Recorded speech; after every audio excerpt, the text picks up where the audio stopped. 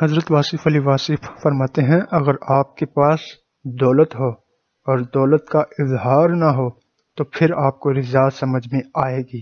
اگر آپ کے پاس علم ہو اور آپ علم کا تماشا یا اظہار نہ کرو تب آپ کو رضا سمجھ میں آئے گی۔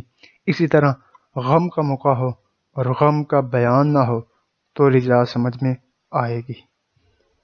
اب دولت کا اظہار، سوال یہ ہے کہ جو لوگ دولت کا اظہار کرتے ہیں ان سے سوال یہ ہے کہ دولت کا اظہار کرنے سے پہلے آپ کیا نیت کرتے ہیں؟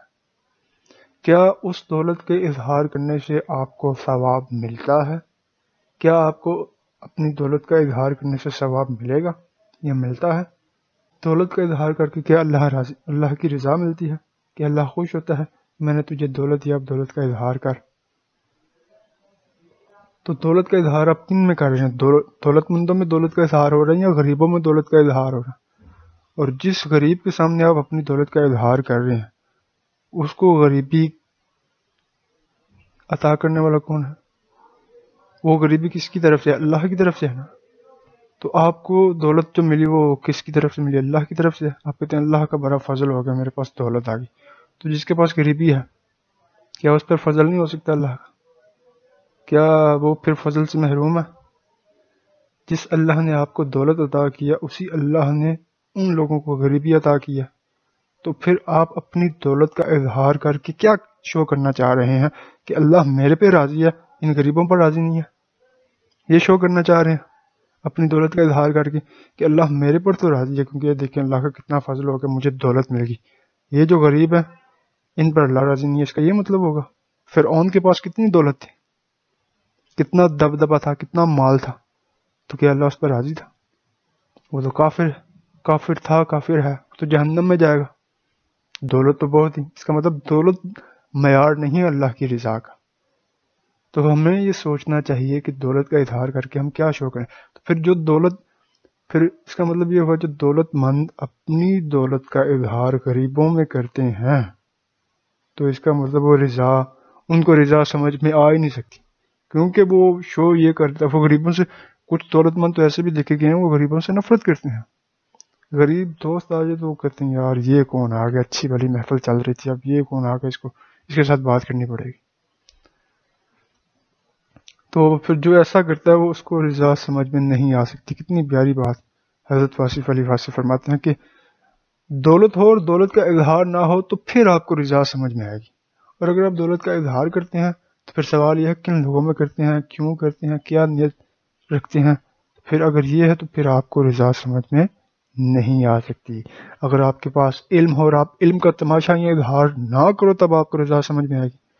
اگر اب یہ بھی سوال آتا کہ علم تو پھیلانا چاہیے، علم پھیلائیں گے تو پھیلے گا نا، پھیلائیں لیکن وہ ذرا طریقے سے پھیلائیں۔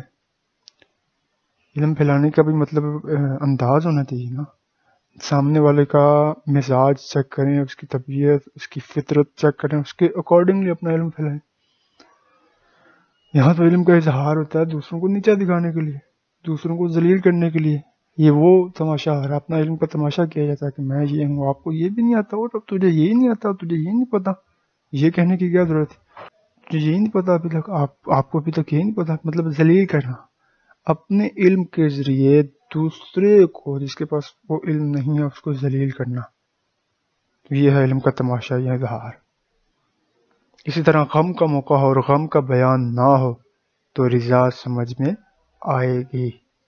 یہاں تو تھوڑا سا بخار ہو جائے تو اس کا بھی اظہار ہو جاتا ہے، تو غم تو پھر اس کا اظہار تو پتہ نہیں کیسے کیسے لوگ کرتے ہیں۔ نہ غم بیان کرو، نہ علم بیان کرو، نہ طاقت بیان کرو، نہ دولت بیان کرو، نہ اپنا مرتبہ بیان کرو۔ آج کل اپنے مرتبے بیان ہوتے ہیں، کچھ لوگ مطلب اپنا مرتبہ بیان کرتے ہیں۔ نہ اپنی انا کے چرچے کرو تو پھر آپ کو رضا سمجھ آ جائے گی اور فنا کے دیس میں رہنے کا مقام سمجھ میں آ جائے گا۔ اور جو غم بیان کرتا ہے اس کا مطلب وہ دوسرے لوگوں کی ہمدردی وصول کرنا چاہ رہا ہے کہ وہ کہتا ہے میں اپنا غم بیان کروں گا تو لوگ میرا حوصلہ دیں گے، دعا کریں گے میرے لیے، یہ ہے وہ ہے۔ حالانکہ صبر کر کے ہم غم کو چھپا بھی سکتے ہیں۔ اس کا غم جو بیان نہیں کرتا اس کا مطلب وہ اللہ کی رضا پر راضی ہے، وہ دوسرے لوگوں میں اپنے غم کا چرچا نہیں کرتا۔ علم بیان نہ کرو، مطلب علم کو اس طریقے سے بیان نہ کرو کہ دوسرے کو نیچا دکھائیں، دوسرے کو ذلیل کر کے رکھ دیں، اور اسے یہ ثابت کر دیں کہ بس تجھے کچھ نہیں آتا، تیرا ذہن بالکل ہی فارغ ہے، نہ تجھے آ سکتا ہے کچھ بھی، آپ کچھ بھی نہیں آتا، آپ بالکل فارغ ہیں، آپ بڑے نالائق ہیں، ٹھیک ہے، مجھے بڑا کچھ آتا ہے، میرے پاس بڑا علم ہے، اور میں یہ ہوں، میں وہ ہوں، اور میرا یہ مرتبہ ہے، مجھے اس طرح کے خواب آتے ہیں، اور میں یہ ہوں تو میں وہ ہوں۔